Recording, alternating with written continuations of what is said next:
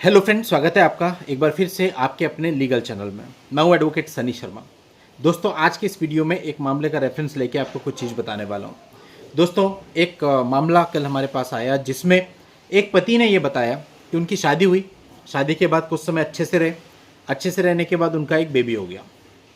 Baby होने के बाद पति की नौकरी चली जाती है और नौकरी जाने के बाद जो पत्नी है वो पति को छोड़ करके अपने मायके चली जाती है और वहाँ जा करके उसके ऊपर कुछ केसेस भी कर देती है।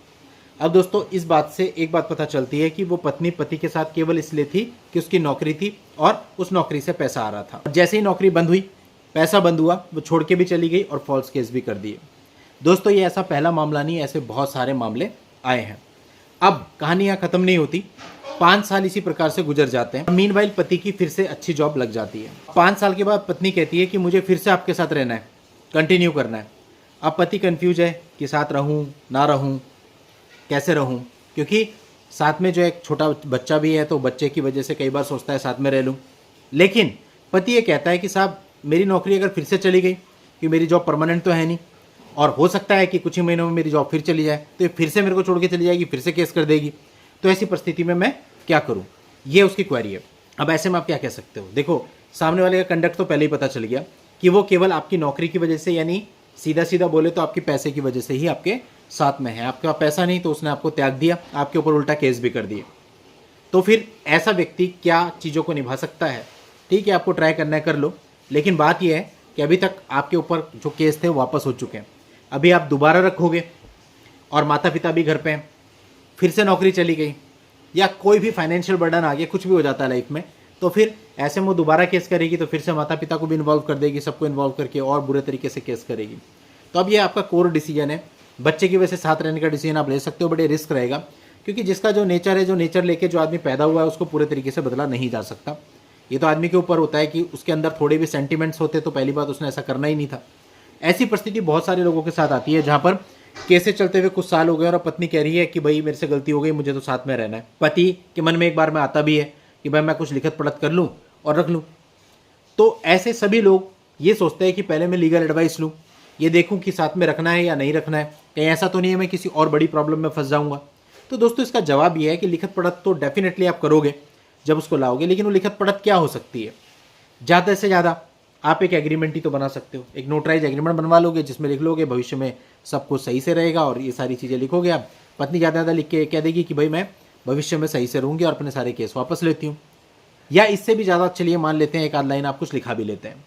तो ये जो कागज़ आपके पास रहेगा नोटराइज, फ्यूचर में अगर कुछ भी होता है या आपकी वाइफ आपके ऊपर दोबारा केस करती है तो ये कागज़ किस तरीके से आपको प्रोटेक्ट करेगा? क्योंकि बहुत सारे लोग ये चीज़ कर रहे हैं। कैसे प्रोटेक्ट करेगा? जब आपके बीच में झगड़ा होगा या वो आपको मेंटल टॉर्चर करेगी तो क्या वो कागज़ निकाल करके आप उसको दिखाओगे, देख भाई तूने ये लिखा था? पॉसिबल नहीं है ना, प्रैक्टिकल नहीं है। यानी आपके घर के अंदर जो आपके ऊपर मेंटल टॉर्चर होगा उसे किसी भी प्रकार से वो कागज़ नहीं रोक सकता। अब बात करते हैं लीगल की। अगर आप लीगल में चले जाओ तो क्या कागज आपकी पत्नी को आपके ऊपर केस करने से रोक सकता है? आंसर है नहीं रोक सकता। पत्नी फिर भी सारे के सारे केसेस कर सकती है। अब इससे आगे और बढ़ते हैं, चलो केसेज भी हो गए, तो क्या वो कागज आपके डिफेंस में यूज हो सकता है? कुछ खास नहीं, क्योंकि एक तो नोटराइज पेपर है, लड़की ने सिर्फ इतना बोलना है, पे दबाव बना के मेरे को इन्फ्लुएंस में लेकर के मेरे से इस पे साइन करवाए गए थे और उसके माता पिता भी उसको उसके कथन में सपोर्ट करेंगे, तो इतना ही होगा, इससे ज़्यादा कुछ नहीं हो सकता। और दूसरा, वो ये भी कह सकती है कि भाई जब हमने कागज़ लिखा था हमने सोचा था आगे सब कुछ सही रहेगा, लेकिन जब मैं इसके घर गई उसके बाद इसने टॉर्चर करना शुरू कर दिया, उसके बाद दोबारा दहेज मांगने लग गया, उसके बाद पहले से भी बुरा बर्ताव हो गया। तो यानी वो कागज़ आपको कहीं भी प्रोटेक्ट नहीं करता है। कुछ भी आप उस कागज़ के माध्यम से ना तो अपना बचाव कर सकते हैं, ना पत्नी को केस करने से रोक सकते हैं, ना पूरे तरीके से डिफेंस कर सकते हैं, ना वो पूरे तरीके से लीगली वैलिड है क्योंकि नोटराइज्ड है। तो दोस्तों, इसलिए अगर आप पत्नी को लाना चाहते हैं वापस सब कुछ होने के बाद फिर सेटलमेंट करके तो ये पूर्णतः आपके रिस्क पर है। बस एक चीज़ की गांठ बांध लो, आपको उसका व्यवहार पता है, मुझे या किसी और को नहीं पता। तो जैसा उसका व्यवहार स्टार्टिंग से था व्यवहार वो ही रहेगा। हो सकता है 2-4 दिन वो चेंज करके अपना व्यवहार रह ले, लेकिन जो नेचुरल उसका व्यवहार है वो निकल के बाहर आएगा ही। हो सकता है 4 दिन बाद, हो सकता है 5 दिन बाद होता है, हो सकता है 10 दिन बाद।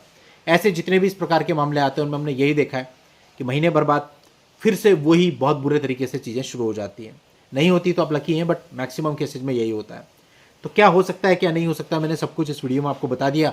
अब आप इस आधार पर डिसीजन ले सकते हैं कि अगर आपकी पत्नी भी सारे केस वापस लेके सेटलमेंट करके वापस आपके घर में आने को कह रही है तो आपको ऐसा करना चाहिए या नहीं, ये पूरे तरीके से आपके ऊपर निर्भर करता है। चलिए दोस्तों, आज के इस वीडियो में इतना ही। नेक्स्ट वीडियो में नई जानकारी के साथ मैं आपसे फिर मिलता हूँ। तब तक के लिए good bye and thank you for watching. Take care.